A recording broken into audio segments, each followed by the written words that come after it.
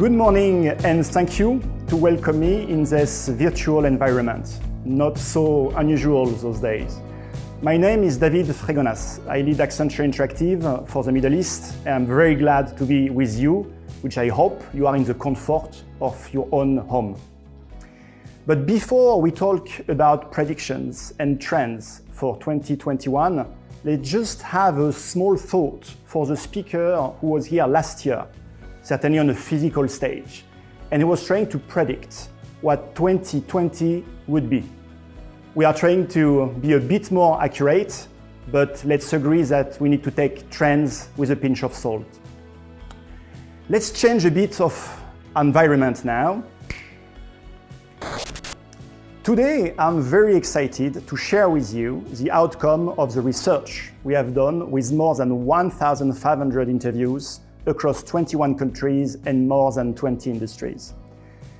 It will not come as a surprise to you, given that 40% of the interviewee were CEOs, that the main expectation for 2021 is how do I drive profitable growth for my business? Two major KPIs that I believe we should keep in mind. The first one, 80% of the consumer we interviewed and that shifted their behavior to more online and digital are telling us that they are going to sustain this activity. So changes are here for good. The second thing is more from a corporate perspective. 77% of the CEO we interviewed tell us that they are going to change fundamentally the way that they interact with their customer. Again here, the main message is it is a business imperative. Now, the question is how? And here is the thing. The customer experience, as we used to know it, CX, is not enough to sustain this level of ambition. CX is very often associated to innovation. We believe we must go beyond the idea that those touchpoints are the alpha and omega of the experience. For each interaction with a brand, there is a purpose, there is a need, there is a questions to be addressed. What we see now is a renaissance of the experience, a great reset to a much broader angle. That's what we call the business of experience. Another takeaway from the research is that CX is not just limited to the CMO. The business of experience is a much broader play that addresses the full C-suite, CEO in a first range. New leaders will emerge who will have the ability to address those type of challenges, and it's also up to us to define what this means for a CMO, for a CIO, for a CCO in the business of experience. Let's look at some leaders who have successfully implemented the business of experience. You can see 5 examples here, and obviously I'm not going to read them through. Everyone is familiar with Netflix.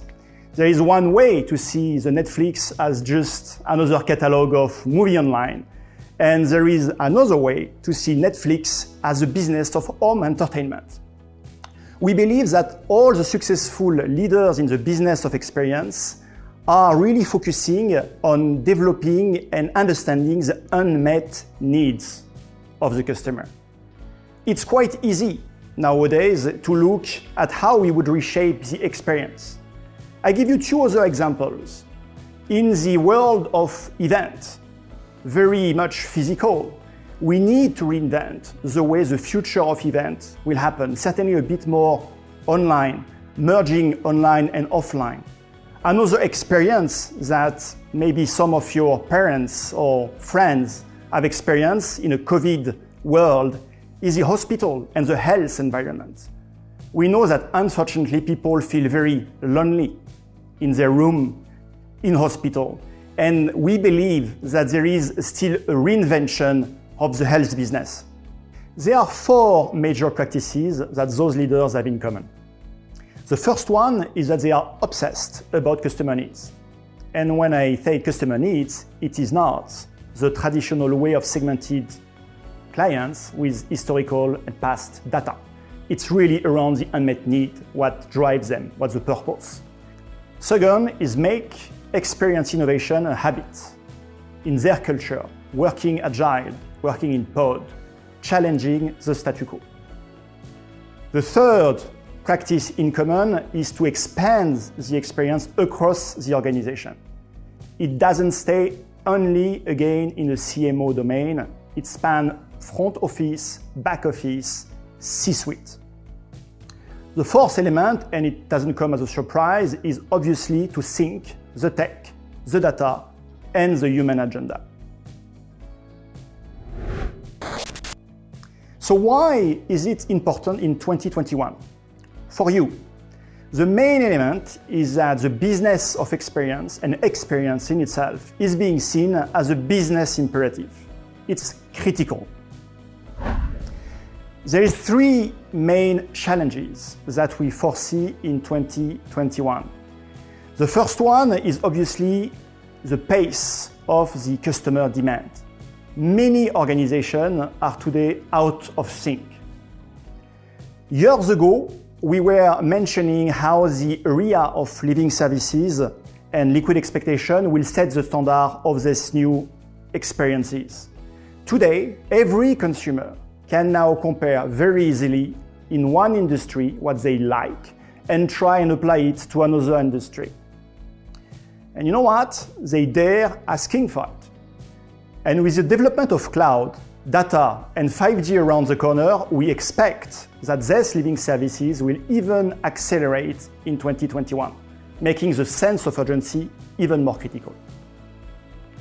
The second challenge is the CX as a mainstream.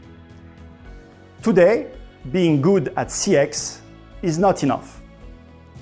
CX has become mainstream, leading to a sea of sameness, copy and paste, undifferentiated.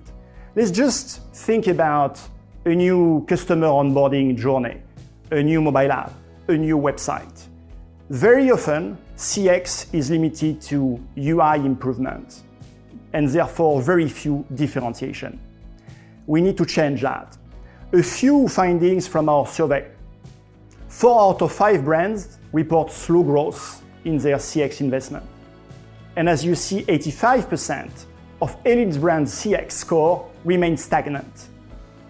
In the eyes of the CEO, the ROI is not obvious.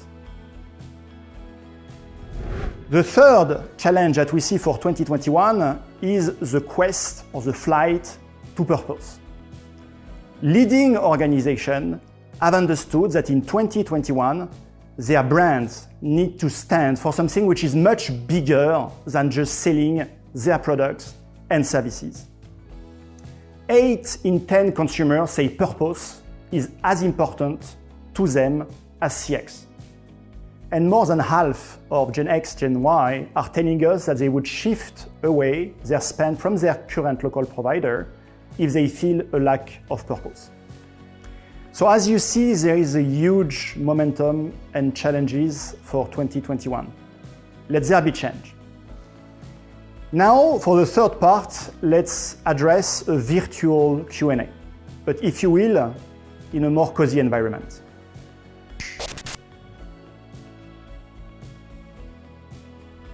Well, digital is everywhere anyway, so we can talk about a balance of power.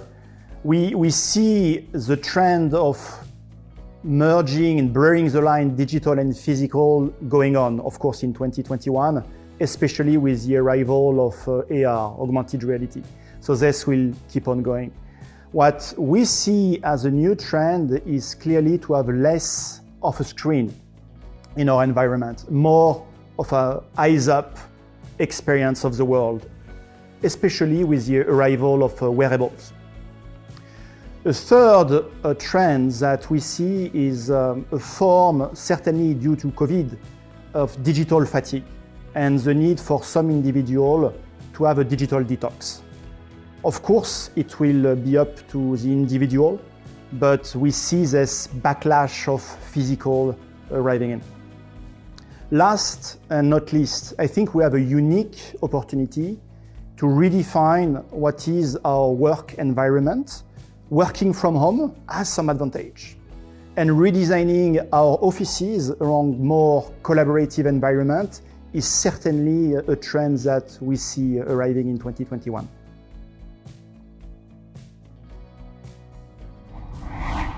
Well, the nature of this interview is in itself a new type of interaction and communication. 1 year ago, we would certainly not have this virtual Q&A.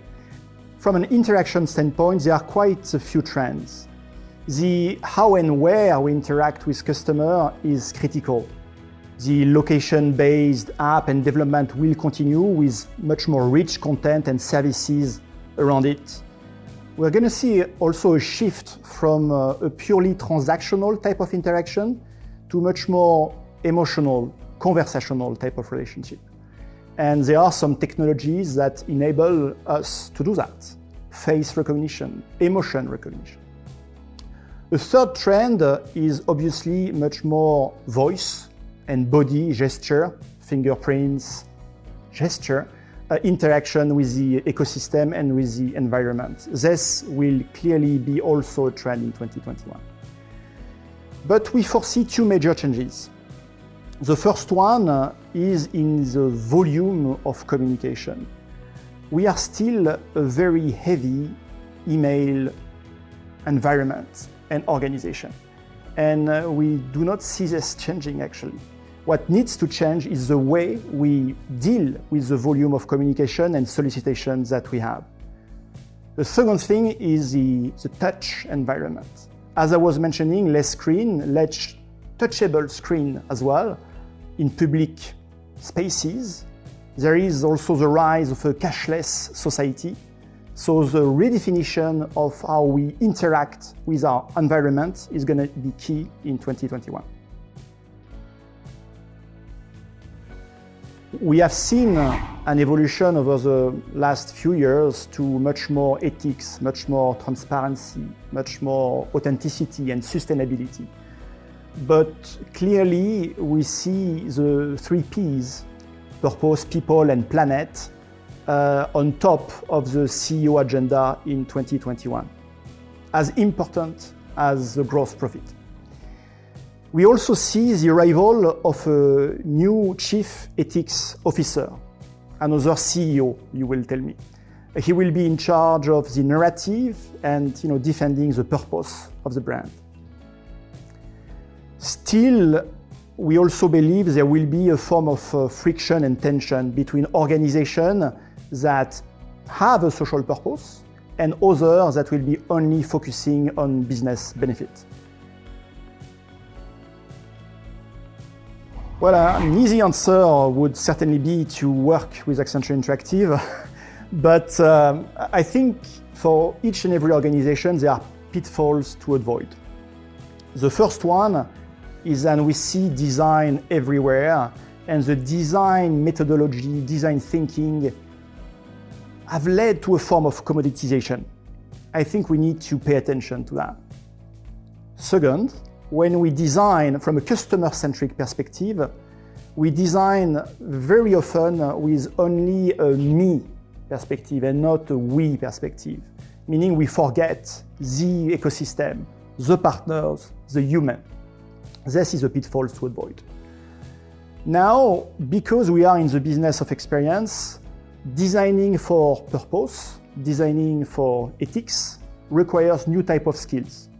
Anthropologic skills, for instance. So our designers will have to integrate those skill sets in 2021. Last, and as we were mentioning, I believe we need to design for the full organization, broader than just the CMO. So this is clearly a trend that we need to integrate as well. Well, thank you for your time and sharing this session with me. As a closing remark, an experience renaissance is afoot. And the organizations that will put experience at heart will be the leaders of tomorrow and for the decades to come. Thank you.